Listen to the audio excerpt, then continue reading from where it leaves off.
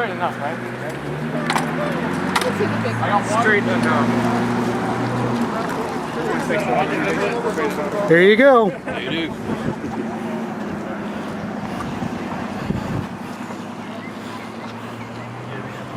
Good boy. Why'd they build this damn thing? They didn't build a boat. They wanted something realistic.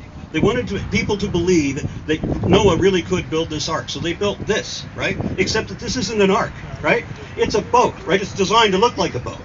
Because the ark was a box. That's what the word ark means. So Noah is supposed to have loaded everything into a box that then floated, but everybody wants to put a keel on it, make it out like it's a ship, right? And why did they do this? Why did they produce this illusion? They wanted to put a whole bunch of live animals on this thing. But they realized very, very quickly that even with air conditioning systems and all the ventilation ducting that they put in here, that they couldn't put live animals on here, not and have people on there too, because especially not if you were going to load it the way the story says for Noah. Imagine 8 people with snow shovels climbing up and down that ladder for the one window that the story said they could have. They would have all died of methane poisoning on the first day. And that is why the boat is loaded with stuffed animals. They wanted to create this illusion that you could have this boat, that Noah could build this boat. So they put this thing on a concrete foundation supported by 3 buildings holding it up from the back. A nice illusion there. This thing is already suffering water damage from a year sitting in the rain, periodically. That's with the DuPont waterproofing Teflon coating that they put on this thing during the construction. I don't know if you guys have seen the construction pictures. So why do they create this illusion? They know it won't work, and when you walk through the Noah's Ark, you will see that there are steel rivets and braces throughout the whole thing. Steel rivets and braces and screws and bolts. Noah would have had that 5,000 years ago.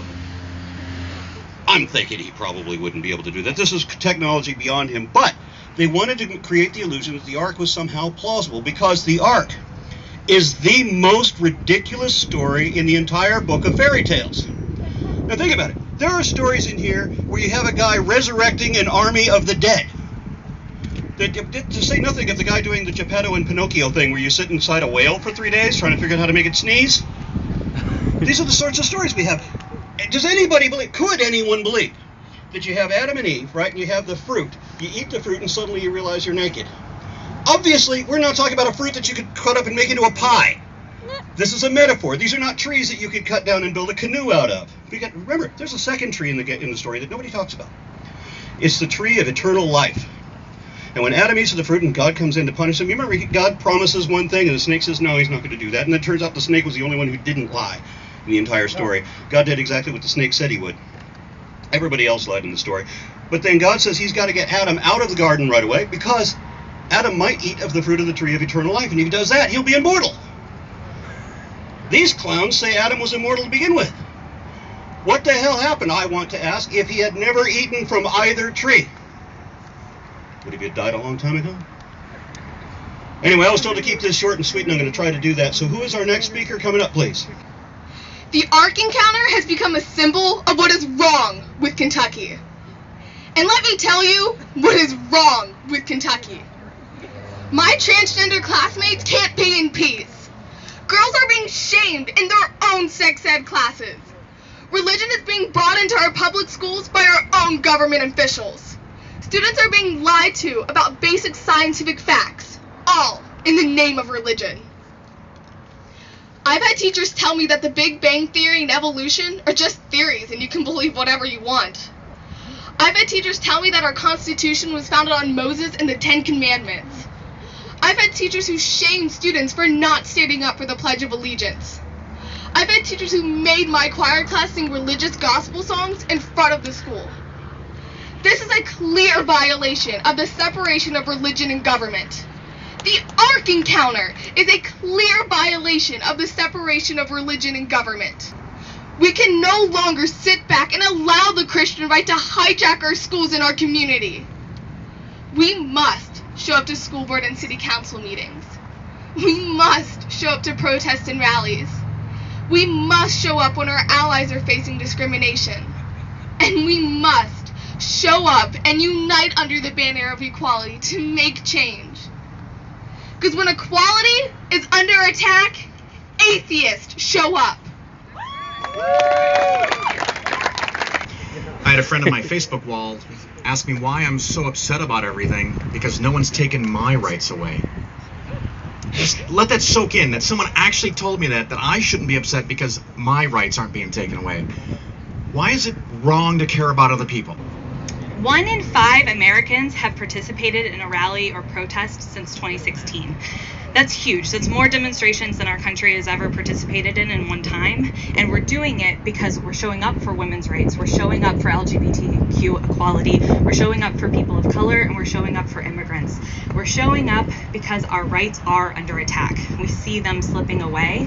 And we know that there are rights that our community members haven't even achieved yet in this country. We have reason to move forward, and we're being dragged backwards by the same people who were able to pull together the resources and the power to put up this ark. And I don't know if you all know this or not, but Ken Ham has actually built, aside from this, he's built a school. Answers in Genesis teamed up with Renew a Nation. It's an organization dedicated to teaching children a biblical world view. They opened a school in the fall of 2017. They're teaching grades K through 7th. They have an 8th grade class this upcoming 2018-2019 school year, and it's opened in Florence, Kentucky. The name is 12 Stones Christian Academy. And of course, there they'll negate all forms of science, multiple branches of large swaths of multiple branches of science will be negated in order to uphold the Christian myth, the creation myth, the curse of mankind by the God character, the subsequent redeeming of mankind, the lifting of the curse by human blood sacrifice of the Jesus character, who happens to be the God character in disguise.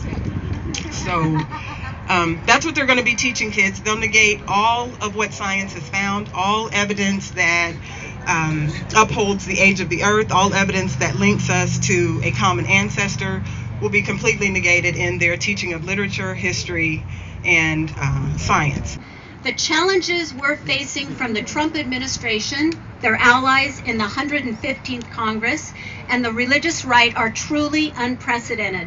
The theocrats of this country were emboldened and empowered by the 2016 election. And since then, they have done everything they can to erase decades of hard-won progress. Unfortunately, it's not an understatement to say that if you're a woman, LGBTQ, a non-theist, or a member of a religious minority, you have fewer rights today than you did in 2016. In October of 2017, Attorney General Jeff Sessions issued his mistitled Memorandum on Religious Liberty. In this 25-page memo, Attorney General Sessions instructed federal agencies that to the fullest extent possible, they are to carry out the religious rights agenda. This executive decree included instructing the IRS to turn a blind eye to churches that break the law by endorsing and supporting political candidates, adopting an indefensibly broad interpretation of the Religious Freedom Restoration Act, which they will now interpret seriously as saying the government may not second guess, quote, the reasonableness of a religious belief, unquote. This means that any belief, no matter how crazy, could be used as a get-out-of-jail-free card that cannot be questioned. And it even says religious institutions have a right to taxpayer money in the form of vouchers for private religious schools and federal money for churches damaged by natural disasters. And the Lord saw how great the wickedness of the human race had become on the earth, and that every inclination of the thoughts of the human heart was only evil at the time. The Lord regretted that he had made human beings on earth, and his heart was deeply troubled. That's Genesis chapter 6, my friends. How could a God who already knew everything, past, present, and future, have regret? How could someone who already knew the outcome of every event, past, present, and future, in fact be surprised? The good book does not say. I am here today, my friends, because I was indoctrinated with the actual verses of this story. I was taught, warned, I was told every freaking day that I was born broken and I needed to be fixed. I was trained to distrust science and scientists. I protected my own religious belief while working to deny the beliefs and opinions of others. Like Ken Ham's Ark encounter, I was a monument to bad information, bad thinking, bad ideas. And now that I am free of all that nonsense, I am here because I think Kentucky, I think my country and humanity deserve so much more, so much better than the awful fairy tale of global genocide. And the claim that you and I deserved it, and the misuse of taxpayer money to sell lies to children. It might be. The reason that I was invited to come up here was that I did a video series disproving the Noah's flood. It started with like how meteorology disproves the flood, how geology disproves the flood, how paleontology disproves the flood, how dendrochronology and archaeology and anthropology and even mythology disproves the flood. And on one of those, a week or so ago, somebody commented on one of those videos saying, "Doesn't this idiot know that the remains of Noah's Ark have been found?" And so I responded to that with a link that I knew he would respect. It was a link from Answers in Genesis, showing that no, the Ark had not been found. That lie was exposed as a hoax decades ago. Where were you, and why do you think I'm the idiot here? Now, what I did know was that there was this wannabe archaeologist, kind of a pretender, named Ron Wyatt, who in the late 70s was looking for Noah's Ark. Where was he looking? He was looking at aerial photographs of the mountains of Ararat, the two peaks they have there. So he's already looking for the Ark. He's already heavy into confirmation bias. So, of course, he's going to seize on anything that looks vaguely boat-shaped from his idea. And so he identifies something that he says is the Ark. Not might be, not could be, is the Ark. And so he demands that that's what it is. Now, what he actually saw was something called the Debunking site, which is a mound of dirt, literally, that is in the shape of a canoe because it's caused by a mud flow. But this guy doesn't accept that. He actually went to Turkey, went to the site himself to see it with his own eyes, and still insists that the Ark is real, that he's found the ribs of the ship. And he's produced a number of other artifacts that all look like dirt and rocks to the rest of us. But he says that they are rusted rivets or petrified wood that are found in the area, all of that. None of it remotely true. He even convinced a number of the leading creationists from other organizations like not Answers in Genesis, but the Institute for Creation Research. A couple of their bigwigs got them to go out to Turkey, to go up to the site to see it with their own eyes. However, these other creationists only saw dirt and left the area parting company with Ron Wyatt so that they would not be associated with him. Ron Wyatt was never a credible person, and his reputation just continued to get worse the more stellar his career became, as he discovered the real location of Mount Sinai, the exact location of the crossing of the Red Sea, and a number of other artifacts I'm going to bring to you now. On the hill of Golgotha, of course, he found where Jesus was crucified, and then he's investigating a cave down below that, where he finds that there's a crack in the ceiling, where there's this trail of some kind of dried up substance. Now, it was a liquid, ran in, but it's now dried. And now, where does it rest? It's on the mercy seat of the Ark of the Covenant. He found the Ark of the Covenant hidden directly beneath where Jesus was crucified. Not looks like the Ark of the Covenant, is the Ark of the Covenant. And so that meant that the trail of what he decided was blood must be that of Jesus. So he took a piece of a pop top from a can and used that little teeny edge to scrape up the most valuable blood sample ever in history with the pop top of a soda can. And he took that to some Jewish scientists who were not named to analyze the blood. And they followed his specific instructions to take that blood and moisturize it in a saline solution at body temperature and stir it slowly for 3 days. What team of scientists wouldn't listen to instructions like that? You can imagine any scientist would do exactly that, right? 3 whole days of stirring slowly dead blood until they reveal, speaking back to each other in Hebrew and getting all excited, that this blood is alive. The blood was reanimated. It's zombie blood. Then they did a genetic analysis of this blood and discovered that it had only, it had 23 chromosomes. It had Mary's chromosomes, the Virgin Mary, of course, plus a sex chromosome that appeared miraculously out of nothing to make Jesus male. Now, some of us might want to see those studies. Some of us might want to know what laboratory did that study.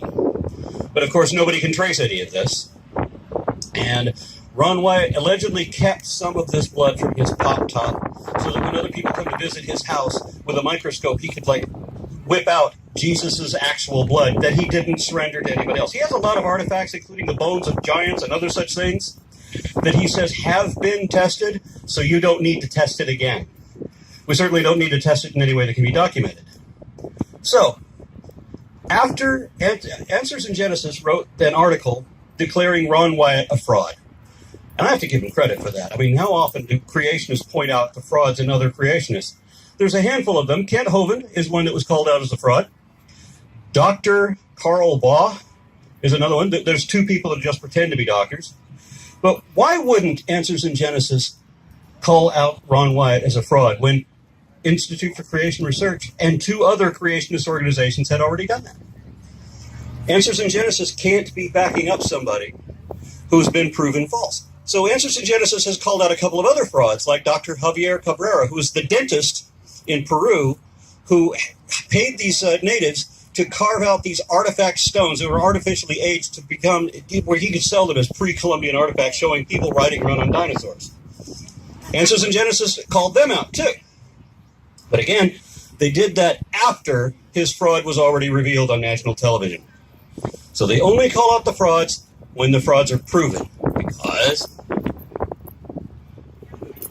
they want to maintain a make-believe situation. Ken Ham has already said that if you want to believe in salvation, which is the back half of the Bible, then you got to believe in creation, which is the front half of the Bible, which means you have to believe with all your might.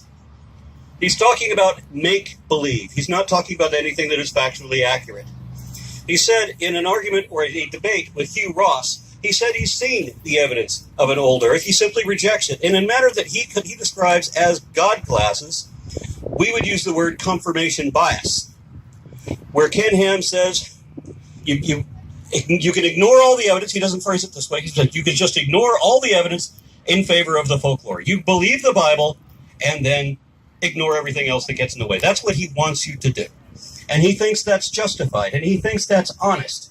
And Answers in Genesis, you can look it up on their website. They have a statement in their statement of faith where they say that no evidence of any kind on history, geology, or anything else can be valid if it contradicts their interpretation of the Bible. So all they want to do, and the reason that they built this damn thing, Noah's Ark replica, is because they want to convince the next generation of people who are going to give Ken Ham another $100 million for his next project, which I understand now is supposed to be the Tower of fucking Babel. I've been on the observation deck of the Burj Khalifa. God didn't seem to be pissed about that. So if they built this ark to the scale the Bible describes, now they're going to have to build a tower. Is that taller than the Burj Khalifa? How tall does a tower have to be before it begins to intimidate God, before God freaks out, oh my God, they're going to get to the cloud I live on?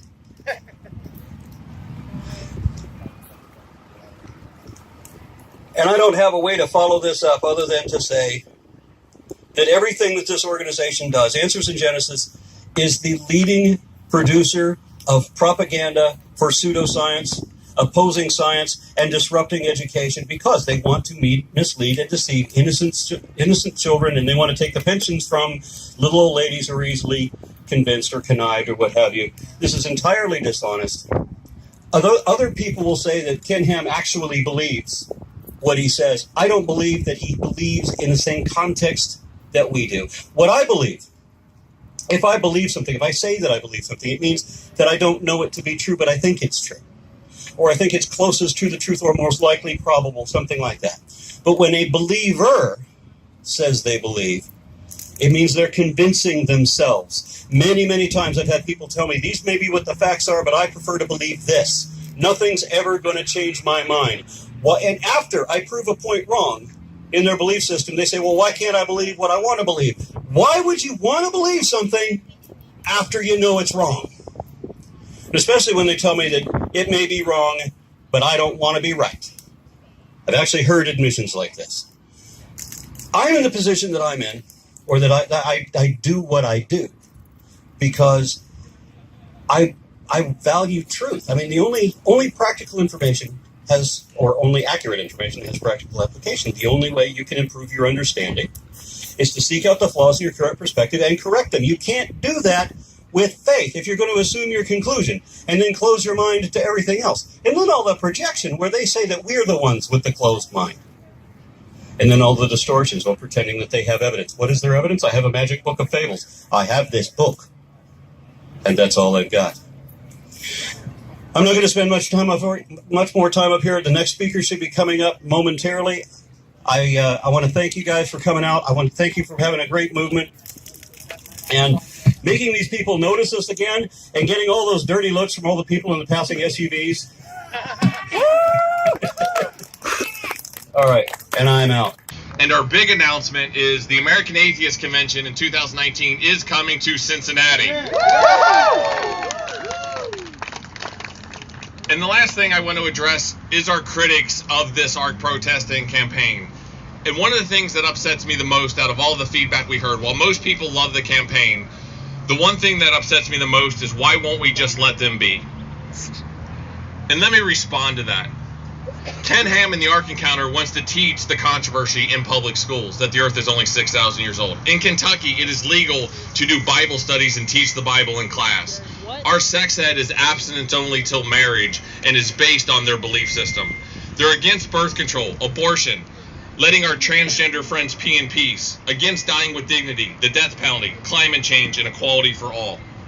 They are not leaving us alone. We must not leave them alone. And what we have done with this protest is bring that to everyone's attention, that this is immoral, and it's not just about the Ark itself. It is a symbol of what's wrong with Kentucky.